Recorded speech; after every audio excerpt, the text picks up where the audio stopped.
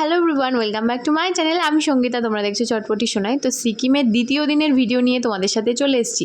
তো দেখতেই পেলে এখানে পুরো সকাল 6:30টার সময় রেডি হয়ে 7টার মধ্যে আমরা বেরিয়ে পড়েছিলাম।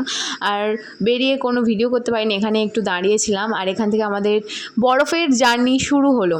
তো গ্যাংটক থেকে যাচ্ছিলাম আমরা নাথুলা পাসের উদ্দেশ্যে। আর রাস্তাটা দেখো, উপরের দিকে এতটাই বরফ পড়ছে যে আবহাওয়া ঠিক এই রকম ছিল। আমি জাস্ট এই ড্রাইভার দাদাকে স্যালুট জানাই, কীভাবে এনারা গাড়ি চালায়, এত ধোঁয়াশার মধ্যে এনারা কীভাবে গাড়ি চালায়। দেখতে পেলে একটা ওয়াটার ফলস পেরিয়ে আমরা এলাম।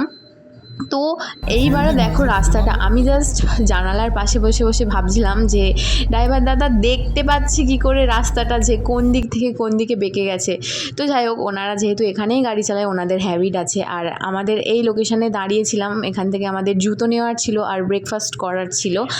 আর শোনো, আমি এখানে কী বলছিলাম আমার মনে নেই। এখানে আমার হালকা হালকা শ্বাসকষ্ট হচ্ছিলো, কারণ অনেকটাই উপরে চলে এসেছিলাম।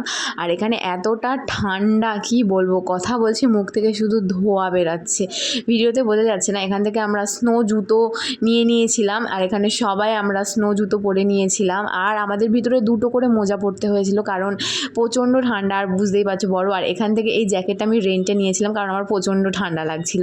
কিন্তু অবশেষে আমি জ্যাকেটটা পরিনি, কিন্তু রেন্টে নিয়েছিলাম। তারপর এখান থেকে আমরা ব্রেকফাস্ট করলাম। আমাদের হোটেল থেকেই আমাদের ব্রেকফাস্টটা প্যাক করে দিয়েছিল, কারণ আমরা অনেক সকাল সকাল বেরিয়েছিলাম, সেই জন্য ব্রেকফাস্ট করে বেরাইনি। এই দোকানটাতে বসে আমরা ব্রেকফাস্টটা করে নিলাম। এখানে আমরা খাচ্ছিলাম ডিম টোস্ট, আর পিছনে ছিল ঠিক এই রকম একটা ওয়েদার আর এই রকম একটা ভিউ। আর এখান থেকে আমাদের বরফের জার্নি শুরু হলো, মানে এখান থেকে আমরা বরফ দেখতে পেলাম।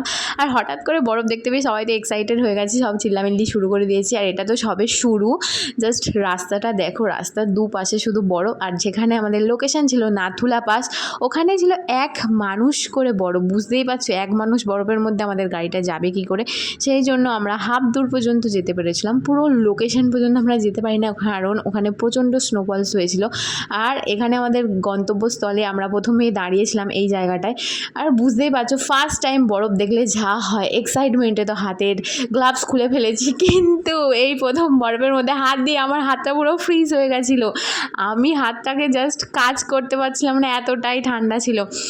এখানে আমি আর আমার পিছনে এত সুন্দর একটা লোকেশান, আমি এক্সাইটমেন্টে কী করব না করবো বুঝতেই পারছিলাম না। প্রথমে ডিসাইড করলাম কিছু মেমোরিজ কালেক্ট করে নিই, কারণ মেমোরিজটা থাকা খুবই দরকার। তো এখানে সুন্দর সুন্দর ভিডিও করে নিয়েছিলাম। তারপরে তো এখানে আমি বরফের মধ্যে বসেই পড়েছিলাম, এত মজা লাগছিল। আর ঝুরঝুরে বরফ, সেই মজা। এখানে আমি একটা এসআরকের মতো পোজ দিয়ে দিলাম, সেখানে তোমরা ভিডিওগুলো দেখতে পাবে, কিছুদিন পরে এডিট করে পোস্ট করবো। আর এখান থেকে আমরা নিয়েছিলাম মোমো। এখানকার মোমোটা এত সুন্দর খেতে, কি বলবো, মানে আমাদের পুরো কলকাতাতে এরকম মোমো হয়তো কোথাও পাবো না। আর এই পাহাড়ি মোমো, আর সাথে এত বরফ। আর এই মাঝখান দিয়ে বয়ে যাচ্ছিল একটা ছোট্ট নদী। এই বরফ গলা জলেই এই নদীটা আর কি তৈরি, মানে সৃষ্টি যেটাকে বলো। এক্সাইটমেন্ট আমি কি বলবো বুঝতে পারছি না। এখনও পর্যন্ত মনে হচ্ছে যে কেন এত তাড়াতাড়ি সময়টা চলে গেল, খুব মজা লাগছিল।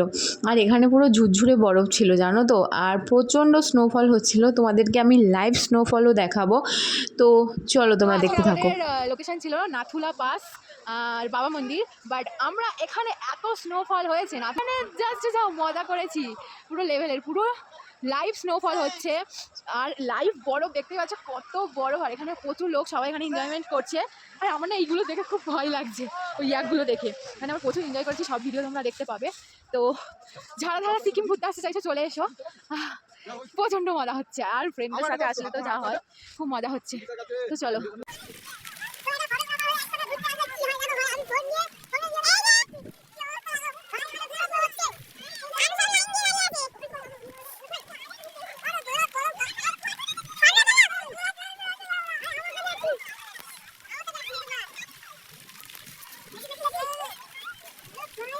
তো দেখতেই পেলে কেমন লাইভ স্নোফল হচ্ছিল, কিছুক্ষণ ছাড়াই এরকম স্নোফল হচ্ছিল। তারপরে আমরা চলে যাচ্ছিলাম নেক্সট গন্তব্যস্থলে।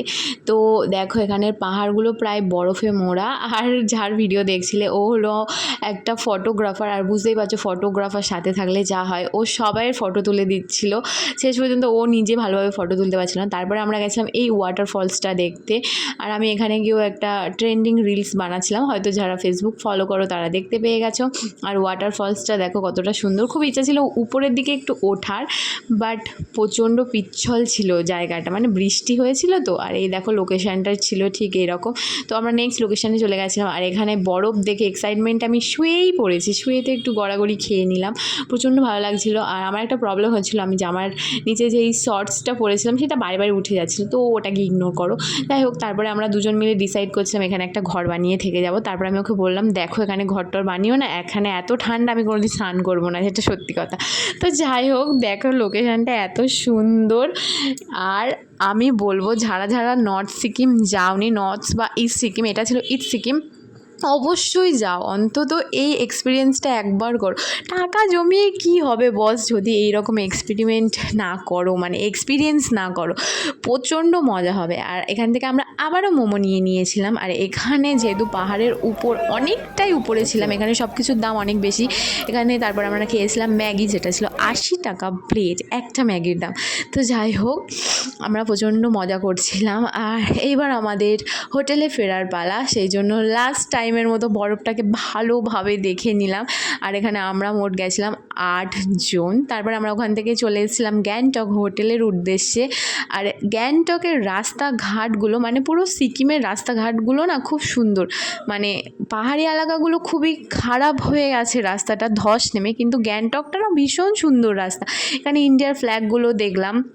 তারপরে আমরা চলে গেছিলাম এমজি মার্গ, কারণ অনেকের টুকটাক কিছু কেনার ছিল, যেমন এখানে প্রায় সময় বৃষ্টি হচ্ছিলো, সেই জন্য এখান থেকে ছাতা জুতো কেনার ছিল কয়েকজনের। তো এখান থেকে সবাই কিনে নিল ছাতা জুতো। আর এখানে রাস্তাঘাটগুলো দেখো, প্রত্যেকটা ফুলের টপ ফুল দিয়ে সাজানো, আর কেউ হাত দিচ্ছে না। এখান থেকে সবাই যে যার দরকারি জিনিসপত্র কিনে নিল। আর দেখো আবারও এখানে বৃষ্টি চলে এসছে, তখন ঘড়িতে বাজে প্রায় 4টে, আমাদের খাওয়া হয়নি।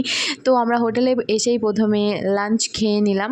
আর দেখো বলেছিলাম না, আমাদের হোটেলের পিছন দিকটা ঠিক এইরকম সুন্দর পাহাড়। তারপর সন্ধ্যাবেলা আবার রেডি হয়ে নিয়েছিলাম, রেডি হয়ে পকোড়া আর চা খেয়ে আমরা চলে গেছিলাম আবারও এমজি মার্গে কিছু শপিং করার জন্য, বাড়ির জন্য বা নিজেদের জন্য।